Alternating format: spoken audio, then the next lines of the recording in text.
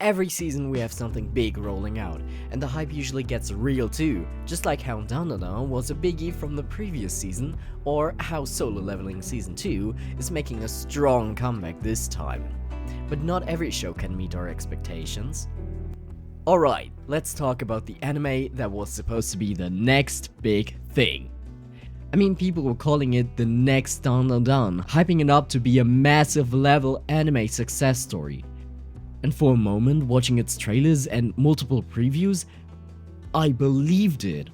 The action comedy assassins genre? Check. The insane hype behind the manga? Double check. But here's the thing, when reality hit, it hit back so big that this so-called giant of a series flipped out completely. I followed the show from the very first episode to the last of its part 1, and I can confidently say, yes, this show suffered from first episode syndrome. You know, that syndrome where a show starts off with a bang, makes you believe it's about to deliver something legendary, and then completely falls flat. They even tried to make an impact by releasing 2 episodes together, a bold move that had me thinking, damn, they're confident in their product. But then episode 3 hit, and suddenly I could predict everything. The way most of you can already predict that the show I'm talking about is Sakamoto Days. This retired assassin-based anime that blends in action comedy along with its great animation didn't went the way I was expecting it, and I'm pretty sure most of you feel the same too now. I kept watching holding on to the hope that now things would get interesting. But let's be real, when you start predicting entire episode layouts, something's off. It was almost like I had been giving Mandela prediction powers, because every story beat became painfully obvious. And don't get me wrong, I'm not saying the show is bad, far from it.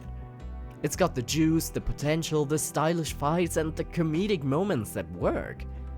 A retired assassin flipping out his job and running a retail shop, gathering up the hopeless, homeless ex-mafia or ex-assassins. But here's the problem. It didn't do justice to its own name and hype. The action, decent. The comedy, passable. But did it shock me? Did it leave me craving more the way Dandadan did just a season back? Nope. And that's where it failed. It didn't hit that next level that we all expected it to.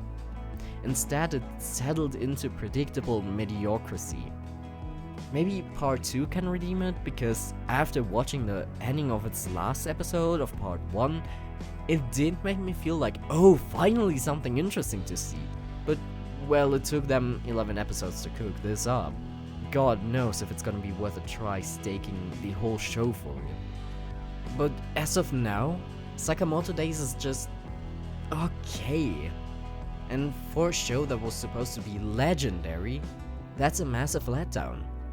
Let me know what you guys think. Am I being too harsh, or do you feel the same way? Did Sakamoto Days live up to your expectations, or do you also think it flipped out hard? Drop your thoughts in the comments. Do I get your vote on this one? Or do you see something in this anime that I might have missed? Let's get the conversation going, because I need to know. And it's fine, not every day is meant to be our day. Sometimes our expectations do backfire pretty hard.